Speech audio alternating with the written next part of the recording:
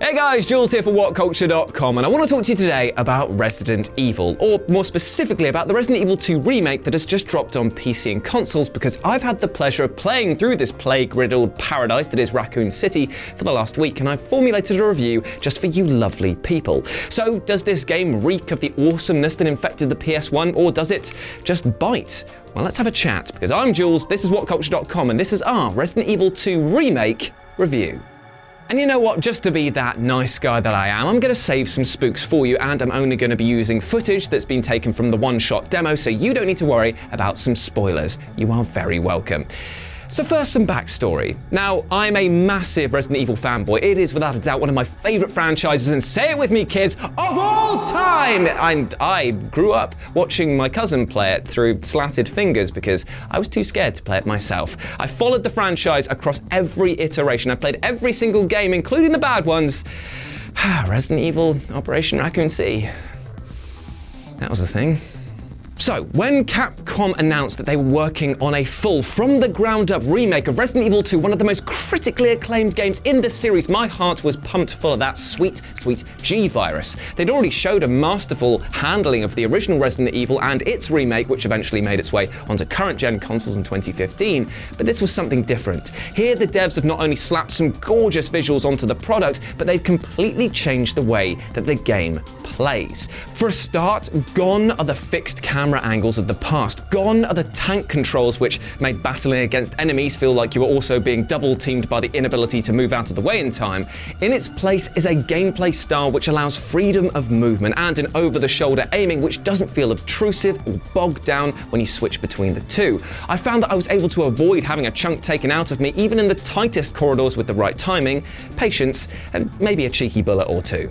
And speaking of bullets, the shooting feels incredibly tight, which is essential for a survival horror game of this ilk. Leon and Claire have to remain stationary to get those pixel-perfect hits, but the window between missing the side of a barn and honing in is short enough that you don't need to be stationary for long to fire off those potentially life-saving rounds. Yet each weapon has their quirks. The shotgun, for example, isn't something that you can just unleash and wipe out a whole room of enemies.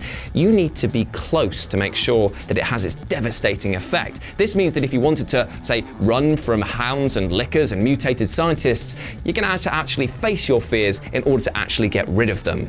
Weapons can be upgraded further, making even the standard 9mm pistol that you start with at the beginning of the game an absolute beast by the end, even if it does end up looking as horrible as some of the enemies that you'll be facing. And speaking of, I cannot dance around the subject any longer, this is without a doubt the best looking Resident Evil game I've ever played, and it definitely is one of the best acted, in my opinion at least. I mean, it's still cheesy as all hell and the dialogue is ridiculous in places, but it fits that B-movie tone that it tries to carry out.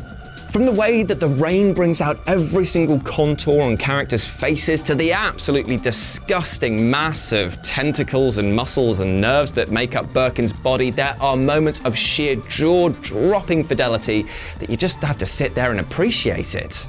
The main stars of the show, the zombies, have been given exceptional attention, with there being so little repetition in models that it actually creates a sense of immersion that's quite unparalleled. Each carries with them torn clothing, battle scars, and that insatiable hunger, which makes these base-level monsters positively drip with love from the developers. Hell, according to some recent interviews, it turns out that some of the programmers are actually in the game as models as zombies, which is actually just a lovely touch.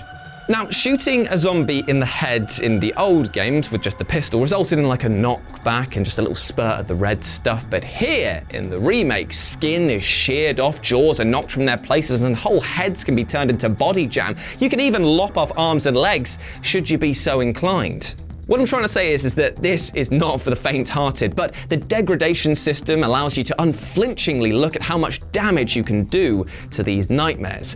In fact, everything drips with dirt, grime, and viscera, making the world feel very lived in, but also aggressive. Lighting is used to fantastic effect as well, and even better when there's just a sheer absence of it. As you trudge through dark and murky floors, sewers, and labs, your flashlight will become your best friend, as who knows what's out there lurking in the dark.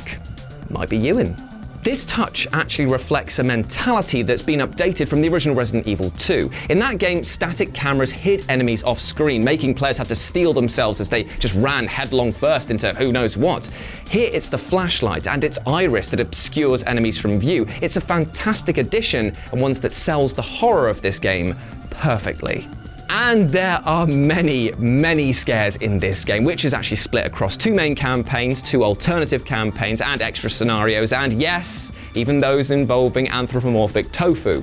Now, fans of the original will find that there's a sense of familiarity with this game, with rooms and puzzles lining up more or less as you'd expect, but great care has been taken to mess with those expectations. There are many instances where the remake looks to make its impression known, and entire encounters are reworked in ways that range from exhilarating to teeth-shatteringly suspenseful. The most obvious of which, early on, is the liquor corridor, which, well, you know what it's like in the original game. It's one of the first things you can encounter and has a horrifying cutscene. Yet, in the remake, this moment is teased out for longer, making its ultimate delivery feel fresh and equally terrifying. Also a great example is the encounters with Mr. X, aka the Tyrant. Now, when you first see him, he kind of looks like the Teenage Mutant Ninja Turtles, just actually like in disguise. It looks ridiculous, but you will not be laughing in the slightest if you see him rounding a corridor to pursue you. You only get the warning of his heavy feet stomping off character, and then boom, there he is, just squaring up and then charging towards you. It is absolutely trouser staining. Now, I have to emphasize that this game has gone to great efforts to make sure it isn't just an experience for die-hard fans. And the reworked encounters are accompanied by an inclusion of things like an autosave feature, the removal of things like ink ribbons, a map which shows items that you might have missed or been unable to carry at the time, what keys you need to pass to get through each door, and small objective trackers that can be just on the side to provide you with a quick reminder about what you need to accomplish.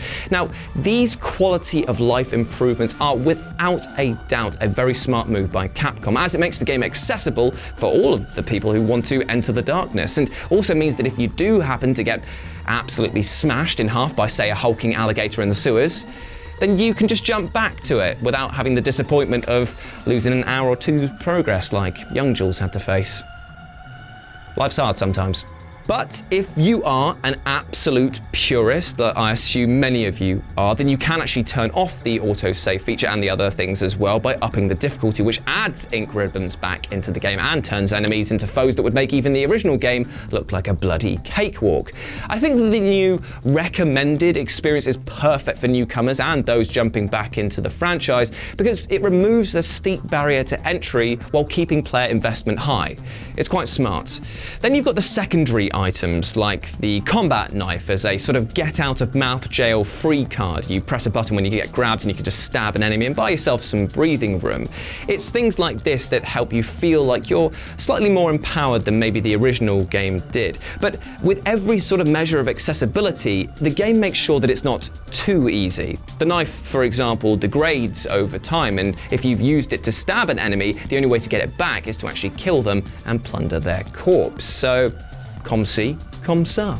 Now, there's still a severe absence of ammo in the game. You have to craft your own most of the time, and you won't have a massive arsenal available to you at all times. There's things like bosses that come in as soft resets, basically. They give you tons of items just before, and they make sure you use all of them by the end. This, plus the new combat system and style, makes boss encounters actually fun. Now, that's something that the Resident Evil franchise hasn't been consistent with, so I'm so glad that they've nailed it here. But you will need to pick your battles. In fact, if you were to level any criticism at the game, then you'd have to actually weigh it against its source material. There is a substantial amount of backtracking. It's one of the hangovers from puzzle-based barrier games like this. And if you've taken out all the enemies in an area, then you might find sections of it just not having much happening as you traipse from point A to point B. Plus, if you're being truly nitpicky, you could argue that the somber setting of a zombie outbreak is made to feel a little bit silly with puzzles that seem to feel like they belong in a fantasy game. That and the difficulty of said puzzles is actually quite low, meaning that there's little to challenge players in this department.